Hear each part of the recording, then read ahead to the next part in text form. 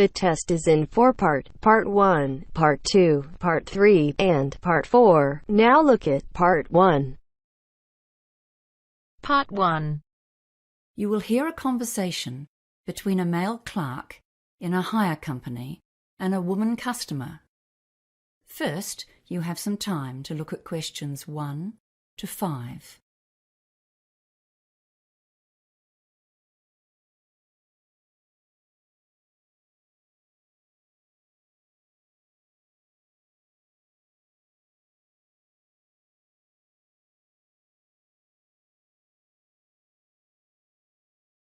Now we shall begin. You should answer the questions as you listen, because you will not hear the recording a second time. Listen carefully and answer questions 1 to 5. Hello, welcome to Harry's Hire Company. How can I help you? Oh, hi, yes. I've come in to find out about renting stuff for a 21st birthday party. Yes, of course. First of all, what date is the party? It's next Saturday. That was the closest we could get to the actual birthday, which is the 22nd of November. Gosh, it's hard to believe it was 21 years ago. Seems like yesterday. So the 18th of November? No, sorry, I meant the following Saturday, the 25th. Okay, we have just about everything here. Tableware, marquees, you name it, we rent it. What size of event are we talking about here? Yes, that's a good question. We were planning to have about 40 people, but you know how these things grow, and it went up to 60 at one stage. I think it's back to 55 now. Yes, that's right. It was all getting a bit out of hand. Okay, and what kind of catering and entertainment are you having? We can help with entertainment hire too. You know, if you need microphones or a sound system. Oh, that's good. We've booked a catering company and they're providing a meal. It's nothing elaborate, just finger food snacks and then a simple buffet meal. So we'll need all the usual dinner plates and bowls. I suppose 5 dozen of everything. Oh, and knives and forks too, 5 dozen sets. We won't need any cooking equipment because the caterers will do that. And they're providing tea and coffee as well. I see. And do you need any tables or chairs? Well, not tables, because we wouldn't have room for them. But I suppose some extra chairs might come in handy. What type do you have? Come over here and I'll show you. We have a couple of different kinds. We do have the folding wooden ones, like these. But the most popular ones are just those stackable plastic garden chairs. We rent a lot of those. Yes, the plastic ones look great. Maybe 40 of those. Okay. I'm making a list here as we speak. Was there anything else? Oh, do you want small or medium glasses? People generally want both sizes. Yeah, better get both kinds. 4 dozen of each. And what else? The caterers are supplying a punch bowl, so that's okay. Oh, I know. What about 6 ice buckets for keeping the drinks cold? We're providing all the drinks because I have a friend who's helping us with that. I suppose this is going to get very expensive. Before you hear the rest of the conversation, you have some time to look at questions 6 to 10.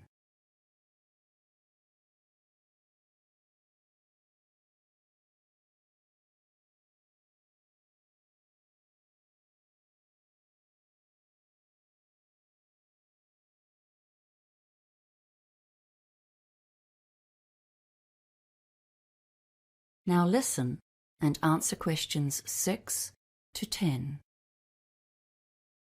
Well, let's talk about our packages and rental deals. Firstly, what day do you want to collect the equipment? Oh, I'm not sure. Does that make a difference to the price? Well, the weekend package deal is to pick up after 5 p.m. on Friday and drop off before 10 a.m. on Monday. That will be $1,600 plus tax. If you want to save a bit of money, you can collect the equipment on the day of the party before 5 p.m. and drop off on the Monday before 10 a.m. and that will be $1,350 plus tax. That's called the same day package. Your party numbers come between our small and medium price packages, I'm afraid. So in fact, you could rent a few extra of everything for the same price. I see. Well, we're not inviting more guests. I think we have quite enough already. Are there any other hidden charges with those packages? No, not really. But if you want us to drop off and pick up at your house, there is an extra home delivery charge of $50, provided you live within 10 kilometres of here. Oh, and if you want to take out breakage insurance, that's a $60 flat fee. Otherwise, you pay for every item you break at the replacement cost. Wow, so how much is that then? I bet that soon adds up. Well, yes, it does a bit. Let's see. Tableware is $3.55 a piece, small glasses are $3.50, and medium glasses are $4.40. Oh, and if you break a chair, they're expensive, $15 each. And you'll be surprised what happens when the party gets going. Yes, insurance sounds like a good idea. And I think I'll take the weekend package deal, thanks. It's much more convenient, isn't it? And not much more expensive. Okay, so let's take a few details then. Your name? Oh, it's Susan Millins. Is that Miller? No, it's Millins. Right, and your address, please? 28B Sandstone Close, Martinsborough. And just to confirm the order, the medium-sized party weekend package with breakage insurance. And did you want to collect this yourself?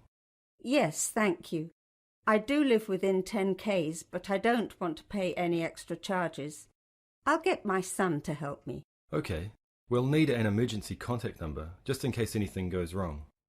Oh, and credit card details, of course. Oh, yes, of course. The phone number is 084-398-7695. Okay, thank you. And now the credit card. That is the end of part 1. You now have half a minute to check your answers.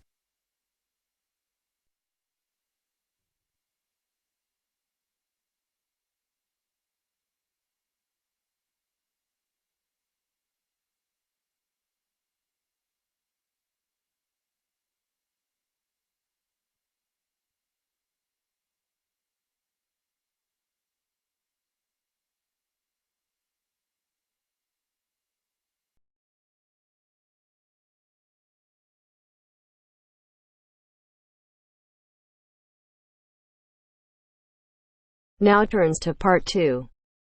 Part 2. You will hear an employee of the Sports Supercentre giving a guided tour of the facilities in the centre. First, you have some time to look at questions 11 to 17.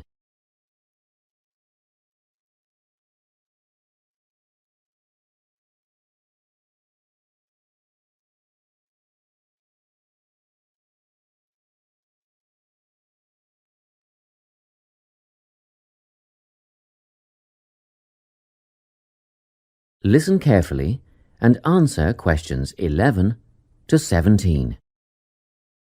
It's so nice to see so many people here on our open day. I hope you'll be impressed by what you see and that you'll all decide to join up. We have tried to cover all aspects of sport and fitness here at the centre. Well, let's start, shall we? As we're standing here at reception looking down the long corridor, you'll notice the car park on your left, where most of you have parked, asks you to reverse into the parking spaces for safety reasons. Also, this morning, a couple of keen potential members rode their bikes right in through the door instead of leaving their bikes outside there on your right, where the secure bike stands are. You may be wondering why there are so many mothers arriving with little children. As we proceed, you'll see that this first room on your right is a creche, where you can leave your little ones for up to 2 hours and they'll be expertly supervised while you work out. After the creche, on the same side of the corridor, is the male locker room with showers, spa and sauna. Opposite that, on your left, there's a staircase leading to the mezzanine floor. You'll not only get a great view out over the playing fields, but you'll also find a coffee shop and snack bar selling a range of wholesome food and drinks, protein shakes, fruit smoothies, that kind of thing. We won't go up the stairs at this point. I'll give you some time later when you can explore at your leisure. Most of you in the group are women, so next let me point out the women's locker room, which has the same facilities as the men's, things like showers, spa and sauna. It's separated from the men's locker room by an office which the staff mainly use for administrative purposes. As we move on the same side of the corridor as the stairs, you'll see the entrance to the main hall, where they hold yoga classes, aerobics and so on. On the wall here, there is a timetable of all group classes and it is updated regularly. Now, opposite the hall is the gymnasium itself. Go ahead, have a look. Impressive, isn't it? Very spacious, light and airy with all the most modern equipment. As we continue down the corridor past the main hall, on the same side, there is a conference room. This is mainly used when the centre is hosting a big sports event of some kind. It gives the officials a quiet place to gather and have meetings and so on. You'll have seen the 400-metre athletics track on your way in beside the car park. We have some pretty big athletics conventions here. Well, after a strenuous workout, I bet there's nothing you'd like more than a swim in the aquatic complex. But first, these rooms on our right are all part of the sports medicine clinic, where you have access to a doctor, physiotherapist, massage therapist, podiatrist and even a sports psychologist if you need one. Of course, you'll need to make appointments, but if you have any questions, just pop in and see the clinic receptionist and she'll help you out. Okay, let's go through the turnstile ahead of us. And here we are, in the aquatic centre. Turn left, past the pool shop where you can buy or hire goggles, swim caps and such like, and we're outside, poolside. Beautiful, isn't it? Especially on a day like today. Go on, dip your toes in the water, and if that's not warm enough for you, then I'll take you to the indoor pool, which is less than half the size, but heated to 32 degrees. Let's go back past the pool shop and through the double doors to the indoor pool. Well, that's all I have time to show you. Let's go back to the reception area, and if you like, we can run through some details about opening hours, membership and so on. Before you hear the rest of the talk, you have some time to look at questions 18 to 20.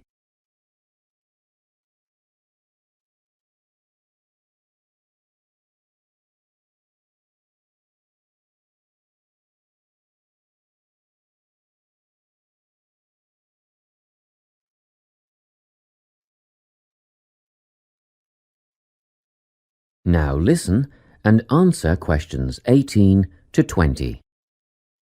Now, in this brochure, you'll see the opening hours. The centre is open 7 days from 5 a.m. to 9 p.m. Monday to Friday, except for public holidays, which follows Sunday's timetable.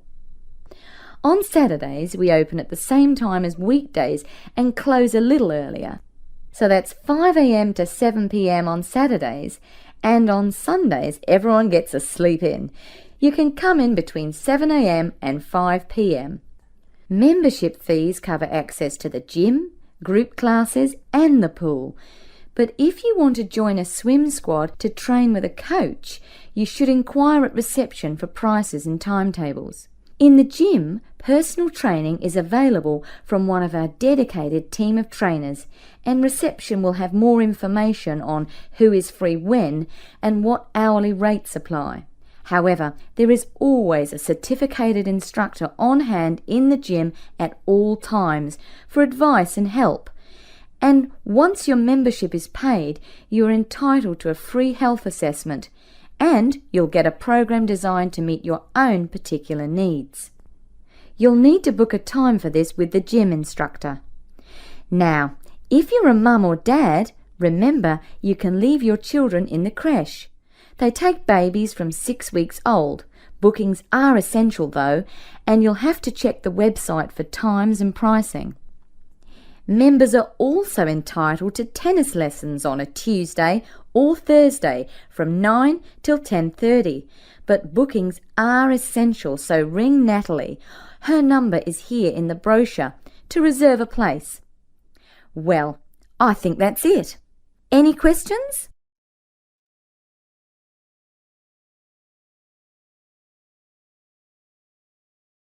That is the end of part 2.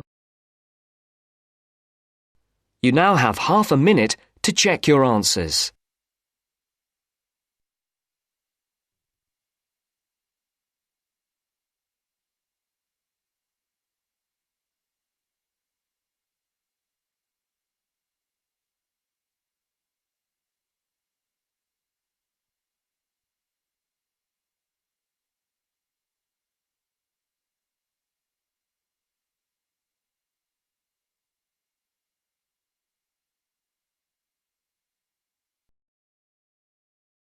Now turns to part 3.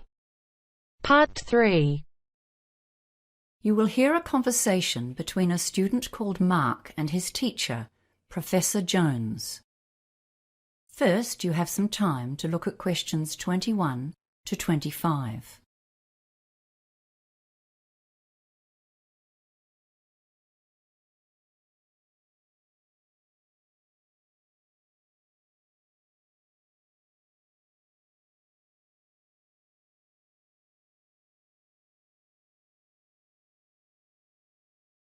Now listen carefully and answer questions 21 to 25. Hello, Mark. What can I do for you? Oh, hi, Professor Jones. I've come to ask you a big favor. Let me guess, Mark. You want more time for your essay assignment. You're the third student I've seen today, all with the same request. It beats me why a few people leave their planning to the last minute and then think that they can come at a day's notice and get a reprieve. It's really not fair to all the students who are well-planned and organized, is it? Yes, you're right, and I'm really sorry I need to ask. I've never asked for an extension before. So, Mark, why should I grant you an extension when I said no to everyone else today? Well, Professor Jones, I really do have a valid reason. It's not just the usual, like I have a cold, and I have a certificate from my doctor, or my computer crashed and I lost all my data. I wouldn't bother you with those old excuses. You see, my twin brother was planning to get married next weekend, but last week his girlfriend told him the wedding was off, and he landed on my doorstep. He was really upset. I couldn't just tell him to go away because I was busy, and of course I would have had 3 assignments due this week, and all my study plans just went out the window. I see. So why didn't you come to see me a week ago when your brother first turned up? Because I was hoping I would still be able to get it done, but I just can't manage it. Well, actually, I have written the required number of words more or less, but frankly, I feel it's terrible. I don't want to let myself down by handing it in as it is at the moment, and I really don't want to drop my grade point average by getting a low mark on this assignment. Well, the course handbook states very clearly that at least 5 days' notice is required for any extension, except in emergencies. Those rules were designed to make it fair for everyone, you see. You're supposed to submit a request on the proper form, and you can send it by email. And you also need to make an appointment and discuss your request in person, as you have done now. Your problem does come very squarely under the family issues category, so you probably would have got some extra time if you'd done that. I'm not really inclined to grant this request now, you know. Yes, I know I've really messed up. I suppose I'll just have to hand it in as it is and take a lower grade. Before you hear the rest of the conversation, you have some time to look at questions 26 to 30.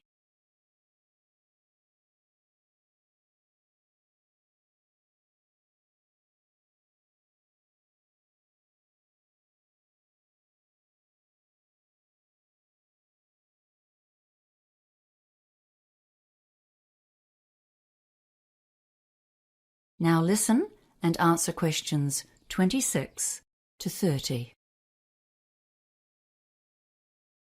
Well, at least you've made a start, which is more than can be said for your other colleagues today. Have you got what you've done so far? Come on, we'll look through it together, and I'll see if I can make a few suggestions for a quick fix. How about that? Oh, thank you. Yes, here it is on my laptop. Well, let's see. Let's start with the bibliography. Yes, you've consulted most of the sources I suggested, but you don't have any references of your own, and that was part of the task, wasn't it? You need at least 3 references of your own, see? Yes, I know. I did find one more. McDonald and Ferris, 2014.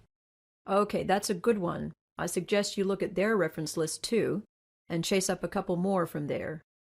You should be able to find everything you need in the online library databases, especially LanguageLine. Yes, okay. So what about the essay structure and the argument? Are they okay, or am I barking up the wrong tree? Well, you just seem to jump straight into your first point here. I'm not sure where your essay is going. Where's the introduction? Oh, right. I always leave that till the end and write it after I've finished the rest of the essay. That way, it ties into what I've already written. Well, that's what we were taught in the study skills course anyway. Yes, and you're quite right. So tell me about your ideas. What's your main argument? Well, I'm not really sure. I think I understand the 3 opposing theories okay, but I don't really have a strong opinion about which one is correct. I was more thinking of explaining them all as clearly as I can, and then giving the evidence for each one. I don't think there's a clear-cut right or wrong. Well, that's my opinion anyway. Do we need to say that one is better than the other 2? No, you don't. And what you are planning to do is often the best way to go about it. Well, I've been skimming through what you've written while we've been talking, and one thing you definitely must do before you submit this assignment is to edit it for grammar and spelling mistakes. There are a lot of errors here, just simple things that are easy to fix. But still, I can see you've done the basic work, and I do sympathize with your brother. It must be very difficult for him. So I'll give you 1 extra day on this essay. Oh, thank you, Professor Jones. Thank you. I'll hand it in before 5 p.m. on Wednesday, then. Yes, that's the final deadline.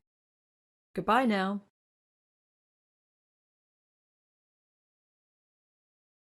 That is the end of part 3. You now have half a minute to check your answers.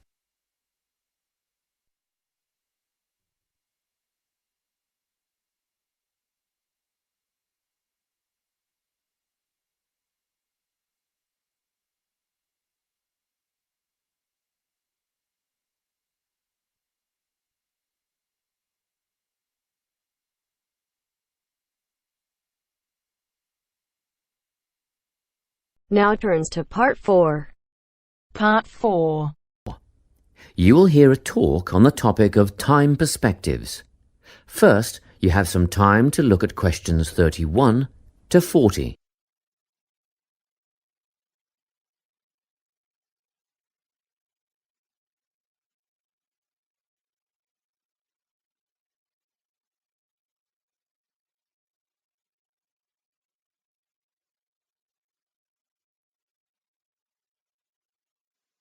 Listen carefully and answer questions 31 to 40. Today, I'm going to be talking about time. Specifically, I'll be looking at how people think about time and how these time perspectives structure our lives. According to social psychologists, there are 6 ways of thinking about time, which are called personal time zones. The first 2 are based in the past. Past positive thinkers spend most of their time in a state of nostalgia, fondly remembering moments such as birthdays, marriages, and important achievements in their life. These are the kinds of people who keep family records, books, and photo albums.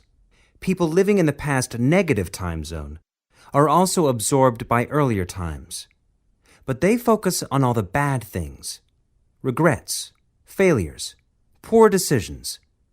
They spend a lot of time thinking about how life could have been. Then, we have people who live in the present. Present hedonists are driven by pleasure and immediate sensation. Their life motto is to have a good time and avoid pain. Present fatalists live in the moment too, but they believe this moment is the product of circumstances entirely beyond their control. It's their fate, whether it's poverty, religion, or society itself. Something stops these people from believing they can play a role in changing their outcomes in life. Life simply is, and that's that. Looking at the future time zone, we can see that people classified as future active are the planners and go-getters. They work rather than play and resist temptation. Decisions are made based on potential consequences, not on the experience itself.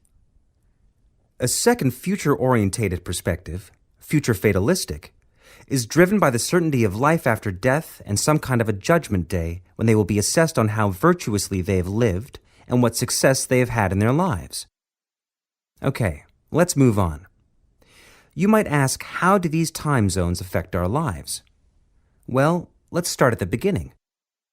Everyone is brought into this world as a present hedonist. No exceptions. Our initial needs and demands, to be warm, secure, fed, and watered, all stem from the present moment. But things change when we enter formal education. We're taught to stop existing in the moment and to begin thinking about future outcomes. But did you know that every 9 seconds a child in the USA drops out of school? For boys, the rate is much higher than for girls. We could easily say, well, boys just aren't as bright as girls.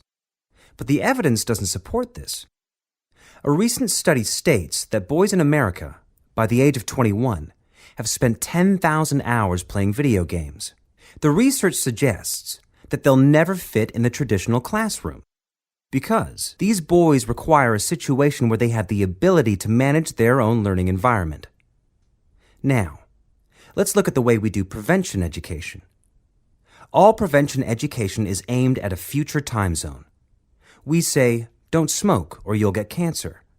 Get good grades or you won't get a good job. But with present-orientated kids, that just doesn't work. Although they understand the potentially negative consequences of their actions, they persist with the behavior because they're not living for the future. They're in the moment right now. We can't use logic, and it's no use reminding them of potential fallout from their decisions or previous errors of judgment. We've got to get in their minds just as they're about to make a choice. Time perspectives make a big difference in how we value and use our time. When Americans are asked how busy they are, the vast majority report being busier than ever before. They admit to sacrificing their relationships, personal time, and a good night's sleep for their success. 20 years ago, 60% of Americans had sit-down dinners with their families, and now only 20% do. But when they're asked what they would do with an 8-day week, they say, that'd be great. They would spend that time laboring away to achieve more. They're constantly trying to get ahead, to get toward a future point of happiness. So, it's really important to be aware of how other people think about time. We tend to think, that person's really irresponsible, or that guy's power-hungry. But often, what we're looking at is not fundamental differences of personality, but really just different ways of thinking about time.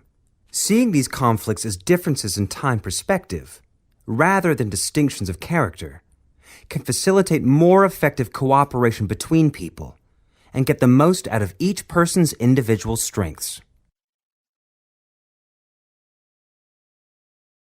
That is the end of part 4. You now have half a minute to check your answers.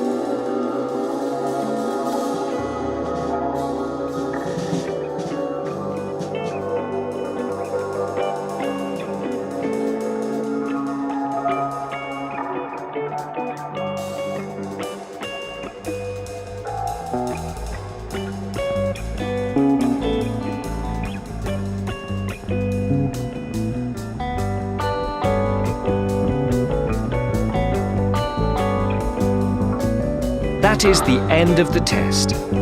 You now have 10 minutes to transfer your answers to your IELTS listening answer sheet.